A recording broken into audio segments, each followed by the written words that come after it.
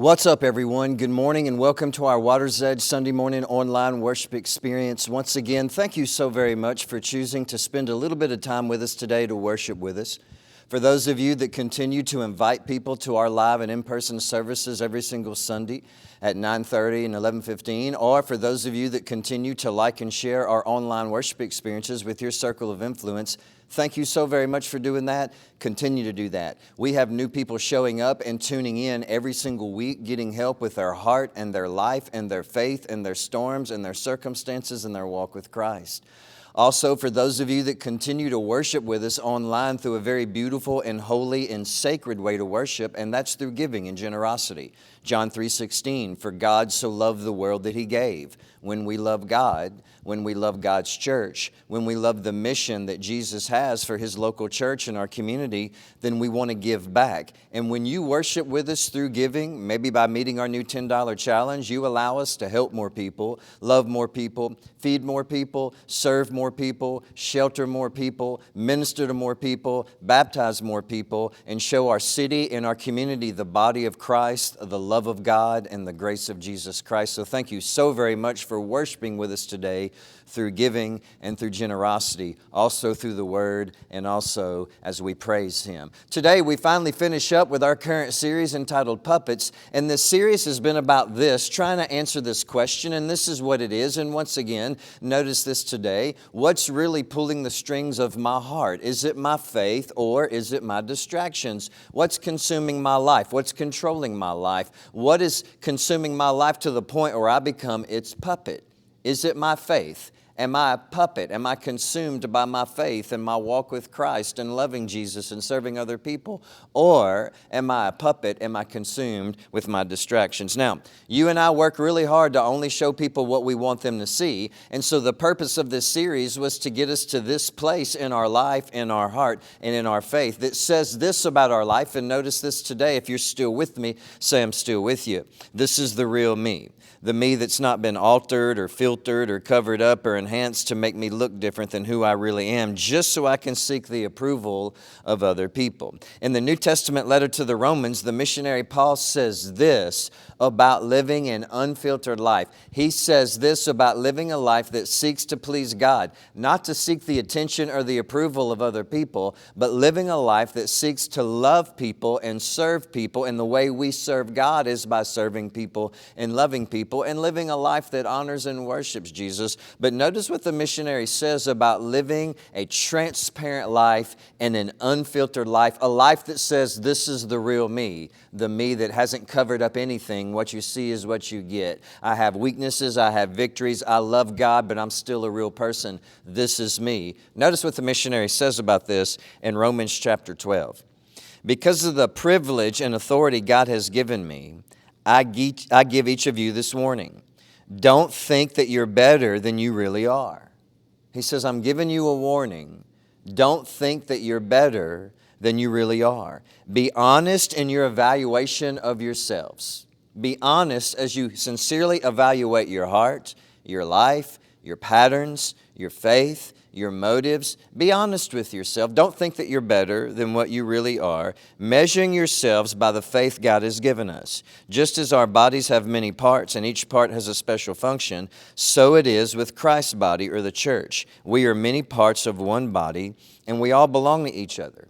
I find it very compelling right here that in these verses that the missionary says that the key to honest life change, the key to honest self-evaluation, and the key to honest self-awareness and just living a genuine, authentic life with a genuine, authentic faith, that the key to that, honest self-evaluation and living an honest life of genuine integrity and faith is this, and notice this today: don't think then you're better than what you really are. That's the key to self-awareness. That's the key to a living an unfiltered life. Honest self-evaluation and honest faith as we evaluate our heart and our life. Don't think that you're better than what you really are. Why? Because it's very difficult to make honest changes in your life and honest evaluations in your life if you think that you're better than what you are. If you think that your integrity is better than what it really is. If you think that your faith is stronger than what it really is. If you think that your character is better than what it really is. If you think that your patience, if you think that your treatment of other people is better than what it really is, then chances are you'll never get to that place where you open up in honesty and say, God, this is what I'm dealing with. Change me. Help me, forgive me, transform me. God calls us all always to evaluate our heart and our life because we all belong to one body and we all belong to each other and we all need to love each other and help each other and encourage each other and lift each other up. And it's very difficult for you and I to serve God together. And it's very difficult for you and I to love each other properly if we always think that we're better than what we really are and we don't practice honest self-evaluations of our heart and our life and our faith. And then Jesus said it like this one time, and notice this, Matthew chapter 23, verses 25 and 26. What sorrow awaits you, teachers of religious law, and you Pharisees, you're hypocrites. For you're so careful to clean the outside of the cup and the dish, but inside you're filthy, full of greed and self-indulgence. You blind Pharisees, first wash the inside of the cup and the dish, and then the outside will become clean too. Notice how Jesus gets right to the heart of our issues. He gets right to the heart of all of our issues by dealing with the heart of our issue, which is our heart. He says to the religious leaders back in his day, you work really hard to only show people what you want them to see. You work really hard to manage and filter out your outward actions and your outward patterns and only what you want other people to notice about your life, but you don't take it a step further and work on your heart and work on the inside. And so he calls them rigid, and he calls them fake, and he calls them hypocrites. And the reason why he called them fake hypocrites was because of this. And notice this today. This is very important, and this is so key. And none of us ever need to fall into this trap, because when we do, then we're going to walk away from this beautiful opportunity that we have as we walk with Christ to practice honest self-evaluation and experience beautiful life transformation. If we get to this point and we don't deal with this type of mindset and this type of attitude, we will never experience the peace that comes with just letting Jesus transform our life and encourage us and pick us back up again. Because this is why he called them fake hypocrites. And notice this today. Because they overestimated their own goodness and they underestimated the goodness of those they disagreed with. They overestimated their own goodness. They thought that they were better than what they really are, and they underestimated the goodness of those people that they thought were not good enough, not holy enough, not spiritual enough, not close to God like we are. They overestimated their own goodness, and they underestimated the goodness of those people that they didn't like, they didn't agree with, and that they didn't think were close to God. And so because of that, they fell into this constant pattern of only monitoring and filtering what people could see.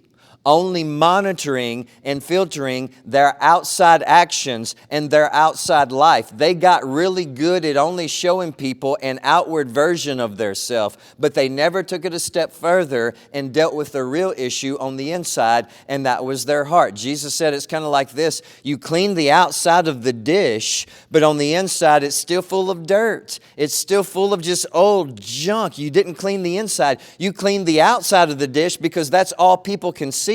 And so when they look at your outside, it looks clean, but on the inside, you haven't dealt with the real issue, and that is your heart. So on the outside, they made sure to make themselves look holy and look clean and look godly and look good. But on the inside, in their heart, Jesus says there was greed, selfishness, jealousy, pride, envy, anger, guilt, secrets, and many times you and I do the same things. We overestimate our own goodness and we underestimate the goodness of those people in our life that we don't like, we don't agree with. Maybe those people have hurt us, or maybe they're just different than us. We overestimate our own goodness and we underestimate them to the point where we get really critical and really religious and really judgmental. Also, you and I have gotten really good at showing people only what we want them to see in our life. We show them only the behaviors, only the actions, and only the reactions that'll get their approval. But we don't let them see the real us and the true us, because on the inside, what really needs to be filtered, what really needs to be checked, what really needs to be evaluated is not what people see. It's the reason behind you do what you do and why you do it, and it is your heart. Jesus always said, take it one step further. Don't just clean up your outside. Don't just clean the outside of the cup. If there's a bunch of old junk on the inside of it, clean the inside, and then the outside will take care of itself. On the inside, we can be dealing with difficulty, but on the outside, we try to make ourselves look good. On the inside, we can be dealing with guilt or shame or weaknesses or temptations or storms, while on the outside, we try to make ourselves look strong, and we try to make ourselves look like we're so stable and we're not falling apart at all, even though our heart is broken. On the outside, we filter all of those personal struggles out of our public image and out of our public behaviors, just so we can seek the approval of the people around us. And so we act like we're carefree. We act like life is going great, but on the inside, you don't feel that way at all. And sometimes we feel really afraid, and fear grips our heart, and fear consumes us like a puppet. When I was a kid, me and my family and my aunts and uncles and my cousins, we all went on vacation to Lake Travis in Austin. And one night after my parents had went to sleep, us kids, man, we were up to no good. And we saw this big, huge flagship. And the top of the flagship had this big platform that was 50 feet in the air. And so we got on that big platform. There was no security around. And we were on this big platform that was on Lake Travis, 50 feet in the air. And my older cousin jumps off of the platform right into the lake. He lets out a scream. He goes, man, that was fun. The adrenaline. I'm going to do it again.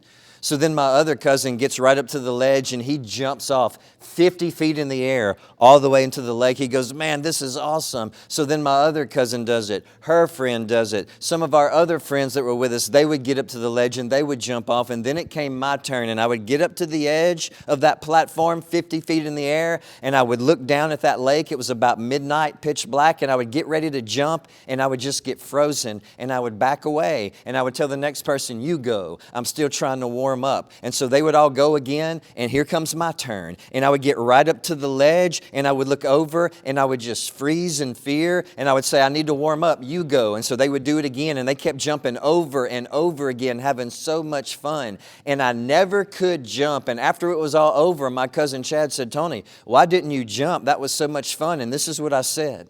I said, every time I would get to the edge, I would freeze in fear, and I just couldn't move. I said I would get so frozen with fear that I just couldn't move. And that's what fear and worry does to us, doesn't it? Fear and worry paralyzes us. It freezes us. It consumes us and dominates us internally like a puppet until we can reach a point in our life where we get tired of being controlled by it like a puppet, and we face it and we deal with it head on. But what gets us to that place where we're ready to face our struggles and deal with our weaknesses head on? What gets us to that place? It's when we can admit, I am not better than what I think I am. I'm not going to think that I'm better than what I really am. I'm not going to buy into that trap. If I can just admit to myself that I'm not as good as I thought I was. I am not as strong as I thought I was. I am not as on top of things as I thought I was. I'm not going to think that I'm better than what I really am. And that's what brings us to this place where we finally open up our heart for honest self-evaluation and we deal with our struggles head on. So you and I can have these toxic emotions that fight for control of our heart and life. And many times these emotions secretly control our heart. So what do? We carefully monitor how that shows up on the outside so people don't see it. But we don't deal with what's really in our heart. Also, another emotion that's always trying to defeat our heart, like guilt, like envy, and like anger, is this today. And notice this, it's our own personal fear and worry. We can deal with guilt, We can deal with anger. We can deal with jealousies. We can deal with insecurities. We can deal with envy. We can deal with weaknesses. We can deal with all these struggles. But something else that fights for control of our heart is our own personal fear and our own personal worry. Now, here's a few things to keep in mind about our fear and about our worry. Some practical life applications to help us live this out as a disciple. The first thing is this: all of us walk through life with fear. Big fears, small fears, real fears, irrational fears, legitimate fears, everyday fears, and fears that produce very unhealthy habits. Fear is something every person that's listening to me right now is going to struggle with and deal with and battle with. And so because we're all part of God's family and because we all deal with fear, then we don't need to add to each other's fear. We need to help each other overcome our fears. The missionary says that we're all a part of the same body. We're all different parts of the same body, and so we're all here to help each other and love each other and encourage each other and minister to each other and lift each other back up again. And when we fall down, we're there to support each other. So we're not here today to add to each other's fears. We're here today to come together as the body of Christ and to help each other overcome our fears. The second thing is this, and notice this today. If you're still with me, say I'm still with you. Fear is not always a bad thing. Our fear is actually created, and it's a byproduct of a very good ability that God has given all of us, and that's the ability to dream and imagine and to think. We all have fear in common because we all have this beautiful ability to imagine and dream and think and use our mind and use our imagination in common. And this God-given ability to dream and think and imagine can produce so many great things in our life. Like it can produce focus, it can produce discipline, it can produce new ideas, it can produce ministry ideas, it can produce all these beautiful things in our mind. But at times also in our mind and in our imagination, we can take fear and worry too far, because fear and worry is always based on what hasn't happened yet. Fear and worry is never based on yesterday, it's always based in tomorrow. And 99% of everything that you and I fear and worry about are never going to happen. Fear and worry shows up when we start asking these questions. What if? How? How am I? How can I? What am I supposed to do? What if this happens? What if that happens? And the truth is, many times we just let our imagination run wild and we take fear and worry too far very quickly. Living with too much worry and fear will make you self-absorbed, constantly distracted, overly nervous, overly protective, and we can certainly cause our worry and fear to bring us to a point where it makes us sick in our soul and exhausted in our soul. But why do we worry? Why do we get so consumed with fear and worry? Now, this is so key today, and understand this and remember this today. We worry about what we worry about because it's important to us. That's why we get consumed with worry and fear. That's why we worry about our futures, because it's important to us. That's why we worry about our parents. That's why we worry about our kids. That's why we worry about our health, because it's important to us. That's why we worry about our relationships. That's why we worry about our faith. That's why we worry about our future and our life. Why? Because it's important to us. We worry about what we worry about because it's important to us, and it should all be important to us. But in Christ, we don't have to let fear and worry defeat us. Now, notice how Jesus dealt with the fear of the first disciples in Matthew chapter 8, starting in verse 23. Then Jesus got into the boat and started across the lake with his disciples. Suddenly, a fierce storm struck the lake, with waves breaking into the boat. But Jesus was sleeping. The disciples went and woke him up, shouting, "Lord, save us, we're going to drown." Jesus responded, "Why are you so afraid? You have such a little faith." Then he got up and he rebuked the wind and the waves, and suddenly there was a great calm, and the disciples were amazed. "Who is this man," they asked, "that even the winds and the waves obey him. Obviously, this is a very familiar story to you and I. The disciples are in a boat with Jesus crossing a lake. This massive storm hits. They think the boat is going to sink. They think that they're going to die. And so they're starting to use their mind. They're starting to use their God-given ability to use their imagination. And they go to the what ifs. They go to the worst case scenario. We're in a storm. We're going to die. The worst thing is going to happen. And so they finally wake Jesus up. And as he wakes up, he asks them, "Why are you so afraid?" He calms the entire storm, and the disciples are amazed that even the storms obey his voice. But let me ask you two questions here. Very important questions. Number one, what do you think the point of this story is? And number two, if you could explain this story with one sentence, how would you explain it? Now, here's how I would answer these two questions. The first answer is this, and notice this today. This was the point of the story. The point of this story is to help us understand that when we follow Jesus, God calls us to surrender in two major areas. We first surrender our life to serve him, and second, we surrender our attempt to control the outcomes of our life in the future.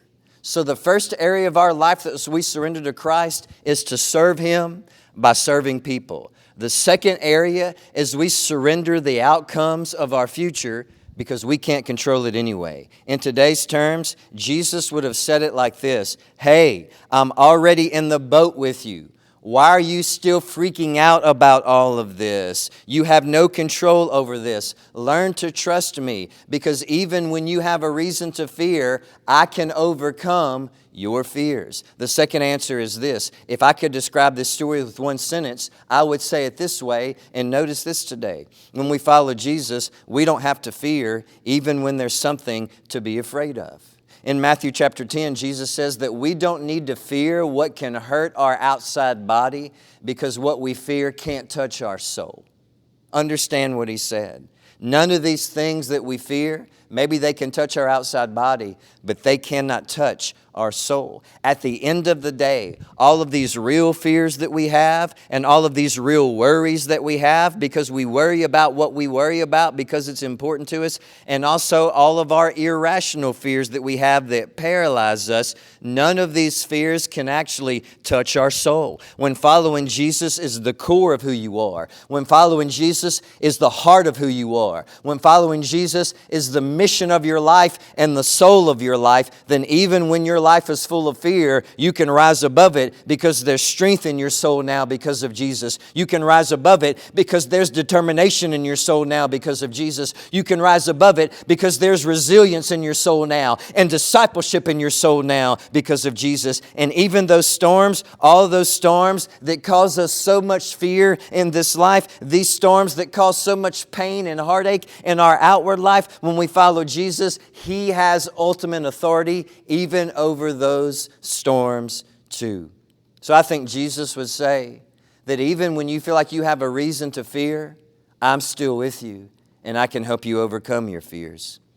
When I first started speaking publicly, I would get invited to speak and preach and share my story all over the state of Louisiana, Mississippi, Alabama, Florida, Shreveport, Jena, Hicks, Simpson, Louisiana, Sugartown, Ragley, DeRidder, Baton Rouge, New Orleans, Alexandria, Pineville, even some places in Lake Charles. But I was always speaking. And I remember one specific time I was in Jena, Louisiana, doing a revival. And after one of the nights, after the service, a young man came up to talk to me. He was around 16 years old, and he wanted us leaders to pray over him. And he was afraid, and he was full of fear. And this is why he was afraid. His dad had just got out of prison, 10 years, having a DUI. And then he just went back into prison as soon as he got out for getting another one. His mom got remarried to a man who had a drug habit, and they both got put to jail too because they were selling drugs. So then he had to move in with his grandfather in Jena. They were all living in Texas, and he had to move all the way to Jena, Louisiana, in with his grandfather.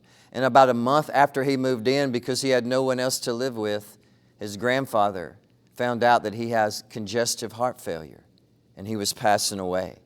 So here's this 16-year-old kid whose dad's in prison, his mom, his new stepdad, they're in jail. He's living in a new town. He doesn't know anybody. going to a brand new school. He doesn't know anybody. Going to a brand new church. He doesn't know anybody. Living with his grandfather, and now his grandfather is passing away from congestive heart failure. And this is what he kept telling us. He says, I'm so scared.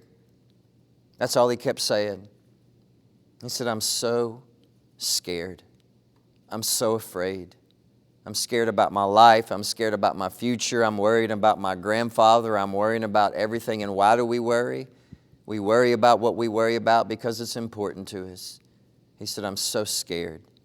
And that night he prayed, and he decided that night to follow Jesus with his heart, to follow Jesus with his life, to give his life to Jesus and become a Jesus follower. And around 9 years ago, I was invited to speak at a leadership conference, and this conference was in Florida. And I went to one of the breakout sessions after I had finished speaking, and a young man was sharing some leadership principles at this breakout session, and it was this young man. After he had started to follow Jesus, he moved to Monroe. He started a great ministry after he finished college. He started his own ministry. In his life, he had all these storms, but Jesus help him rise above those storms. In this life, he had all these fears, but Jesus helped him rise above those fears. And in this life also, you have worries that are real. You have fears that are real and strong, but you have to understand something. Even when the storms are raging, hold on, because the one that you follow and the one that's holding on to you, he also holds your future in his hands. And so today, we come to this place of honest self-evaluation, and we come to this place of surrender. And we surrender 2 areas. Number 1, I surrender my life to serve God by serving hurting people. And number 2, I surrender the outcomes of my future, and I surrender the outcomes of my life, and I place it in the hands of Jesus. Because even when we have good reasons to fear in our life, Jesus is still in the boat with us, and He's still holding on to us, and He still has all power over everything that causes us to fear and worry, and so we trust Him. Thank you so very much for tuning in today and hanging out with us. Now continue to stay tuned in for an amazing time of worship with the amazing Water's Edge worship team. We cannot wait to see you back next week as we start a brand new cool series for October called Scream. We love you all. We hope you have a wonderful week.